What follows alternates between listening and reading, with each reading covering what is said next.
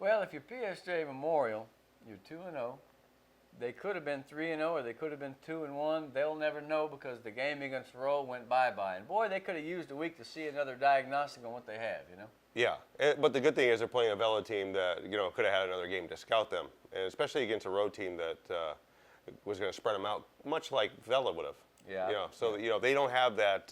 Vela doesn't have that diagnostic on. That's right. On them. They're so going that's to go good. 2 weeks back. That's right. So that's a good football game. That's a Thursday game. Vela, they beat La Jolla 37-7. They didn't get 70 again. They got 37. That was enough. La Jolla's got a pretty salty little defense. They hadn't given up about 10 or 12 a game before then. So that's believable. Eddie Luna came to the party with 4 touchdowns for Vela. He's one of those guys who, when you have so much talent that you got a dude that languishes in obscurity, he could be a star on any other team. And I've always thought Eddie was that type of player. He could be a good corner. He's a good receiver. It just gives them one more weapon, like they needed more weapons, right? That's amazing. We're still waiting to see who the new kids will be to emerge on the defense. But I'll tell you what, that PSJ Memorial defense, I have some inside sources over there in Edinburgh that have a Wolverine flavor, and they tell me that you better look out for those defensive ends, old Gomez and Ramirez, because they come from the edge and they make stuff mess up real quick.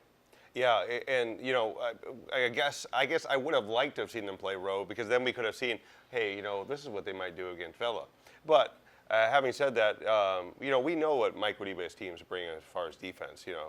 They like to hit hard, they like to come at you, and I think against Vela, you're going to have to put Pedraza on his butt. I mean, I think you're going to have to attack and try to get those sacks. And that's sacks. hard, man, because they throw a lot of quick timing things. So that's the thing. Against the spread, sometimes you can't get pressure because it's 1-2, blah. If the kid gets rid of the ball on time, he will not be pressured because it's a 1-2 step drop and you go. Sometimes there's no drop. Yeah, and the thing is, and I haven't seen PSG Memorial's corners yet, but if they can press and they can get up and jam, you could disrupt that timing. Well, I know Vicente Rodriguez is a great safety. Mm-hmm. I know that from Memorial. I know there's an Escobedo. So they've got some players. They've also got those great weapons. Here's where the game might turn. They've got a very good quarterback who's been around, Michael Gonzalez. They got 2 of the best receivers around, John Anthony Saenz. I want to call him John Michael Saenz, but it's John Anthony Saenz and Bocanegra. And I didn't think that he was back. That's another one of those kids that didn't show up in the Texas football. I thought, wow, did he leave or what happened to him? Like Morton over at South, who, by the way, is playing, I think, at Central Catholic. Yeah. I understand, yeah. Anyway, so PSJ Memorial, don't expect just because Vela is ranked number 2 and they're, scoring 1 million points a game, that's going to be a good game. I predict right now that will go down in the 4th quarter. Yeah, and somebody's got to be the one to slow them down because they have yet to be slowed down, and maybe this is that game. I think so. I don't know about slowed down, but I think played along with. Yeah. I think it's going to be competitive. Now, what about Roma and Palmview? We had Palmview as the world beaters, and they turned around and they got beat by Rio Grande City, and we're going to talk about both those teams. Yeah, somebody tweeted at us this week that what's the bigger game, Weslaco or Harlingen or Roma Palmview, and this is before. And it wasn't Palmview a joke. lost. No. Yeah. I mean, right, it wasn't a joke. And it's not a joke because both those teams are good. Yeah. Roma, what can you say about Roma? 3-0 right now, and Coach Max Habecker. Our buddy. He sent some great stats today. Thank you. I mean, what they're doing over there is incredible. I'd like to know who those kids are on the offensive line because it don't matter who you put in there. And I'm not picking on Espinoza. He's obviously good, 21. I seen him last year. I liked him. But, man, it's like Palmview. Get a bunch of good offensive linemen and fill in the blanks. Pena went for 228, man. The guy's among the leading rushers. Him and Espinoza both. So you got 2 of the best rushers in the Valley going head-to-head, and you got 2 of the best offensive lines. My question is who's going to throw the ball better, and that's the team probably going to win. Yeah. I don't mean 20 times. I mean 2 or 3 times, like OU or Alabama in the 70s. Who's going to make that big pass when they don't expect it, and it's a touchdown? Yeah, and I like Roma in this game, but Palmview's coming off that loss, so they don't want to they're playing at home, I believe, right? 35-34. Yeah. That was quite a game, I understand. I read that story. Now, Roma took care of Uvalde pretty good, didn't they? Mm-hmm. I wonder if Matthew McConaughey was at the game. Is that where he's from? Yeah. Oh, really? I didn't know that. You didn't know that. I tell you that every year he forgets. He's getting old. But Rio, it's impressive what Rio did. Rio de Janeiro. I wish. But Rio played really well against Palmview. I mean, they had a lead early. They let Palmview come back in that game, and then they squeaked it out. They won it in OT, yeah. Man. I'll tell you this. They've now won 2 games and matched their win total, and Rio is one of those trampoline teams. Mm-hmm. They're up, and then they're down. But this appears to be a bouncing year up for them, and I'm excited. I know that Carlos Longoria is really happy out there. Huh? Yeah, and he's really put that team together. I mean, I think we remember in the past Program builder. Yeah, in the past they would load up the offense and the defense wouldn't be that great, but it's a well balanced team. Well, we're going to find out against Palmview. I think both those teams, but neither one of those teams, I think, is quite sure how good they are right now. So that's why it's an incredibly good game heading into district. All right, now what about La Feria? And all of a sudden, suddenly seeking Susan, Pioneers 3-0. Yeah. What do you think of them apples? And Coach Wheeler had to go on the road to win. Win his third game. That team's 3-0 right now, and they look like. I don't want to say this and make anybody mad, but they look like Sherryland from before. I mean, as far as he's gonna go there, boy. even though they don't like to be called Sherryland Pioneer for some reason, I get that tweets. Yeah, that's a weird thing. I don't quite understand that. I want to look into it. I don't have a side to pick. I don't have a horse in the race. But I'll tell you what, man. Alec is tough. Caught a 45-yard touchdown. Ramirez is playing the game. They're getting some interceptions. Christian Guerra, I think, had a pick. So, I mean, they're making plays, and they're winning ball games, and that is contagious, man. Yeah. Right. And they're going against a La Feria team who, with Galpin at quarterback, they didn't play very well against Mercedes, but they didn't have the game. But the weather was bad. It was.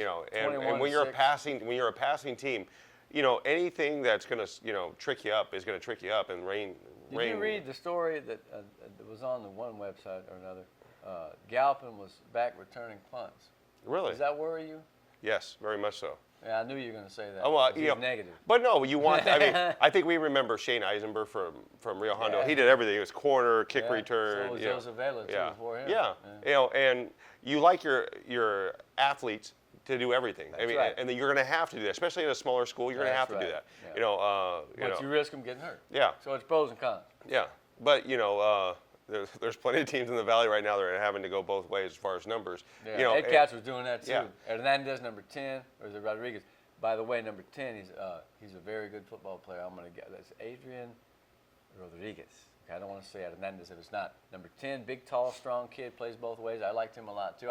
There was a lot to like for Ed Katz. I know I'm going back to the way back machine, but no, they were tough. Yeah, but Galpin, I mean, he's going to have to do that. Do I like him being the kick returner, punt returner, anything like that? Any kind of returner? I don't want that. But on the other hand, man, use it or lose it. I mean, at 3A, if he's a great player, how would you like to have to tackle that kid on a punt return? Probably break your head open, man. The guy's big. Yeah, but this could be that week that they get their swagger back as far as beating Palmview. I mean, and that would mean a lot to that team because you're beating a bigger team too. Well, put it this way, man. I mean, there was a tendency to say, well, it's going to be Vela, Vets, and Sherryland.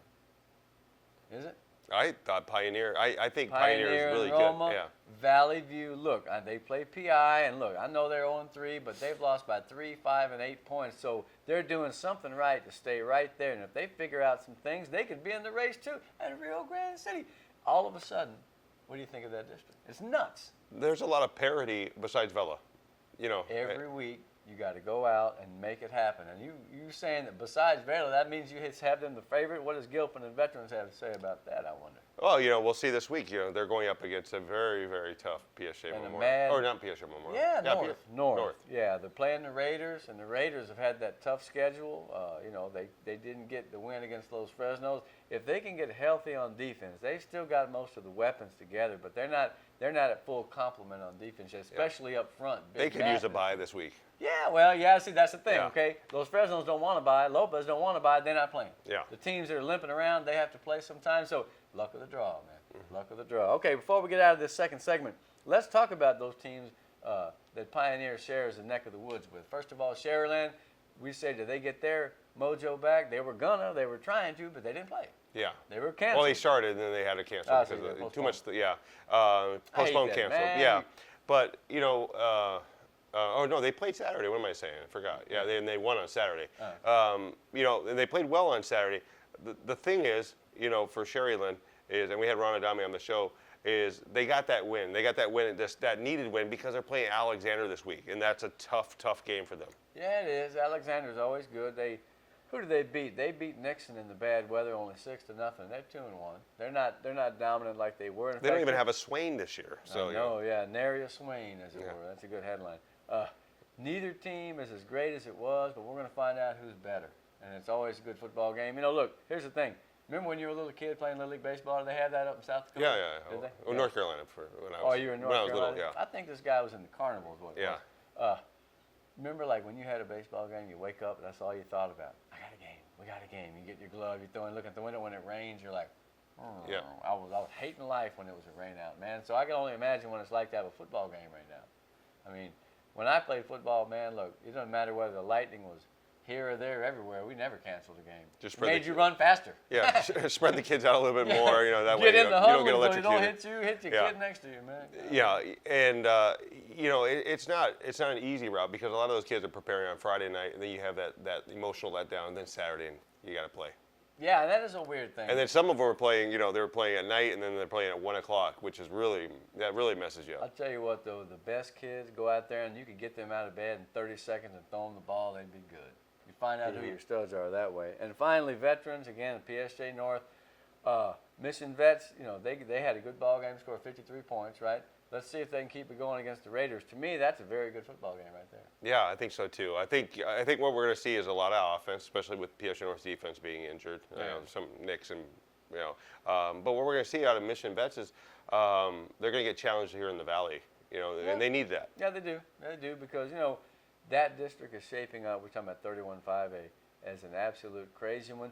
Where if you look at 32-5A right now, some of those teams, ACAS has had injury problems. Mercedes 1 and 2, Donna's 1 and 2. PSA Southwest is not really playing its best football right now. The Bears are struggling. So I mean, you know, last year was we thought 32 was going to be better, and 31 won the playoff game, right? So I don't know, man. Or 31 won the playoff. Yeah, 31. 31 won the playoff game. So hey, the balance of power changes back and forth, and like we said, we haven't even gotten a district yet. When we get back, we're going to talk a little bit about some of the small schools and clean up some of the things from the big ones that we haven't mentioned yet. The show rolls on.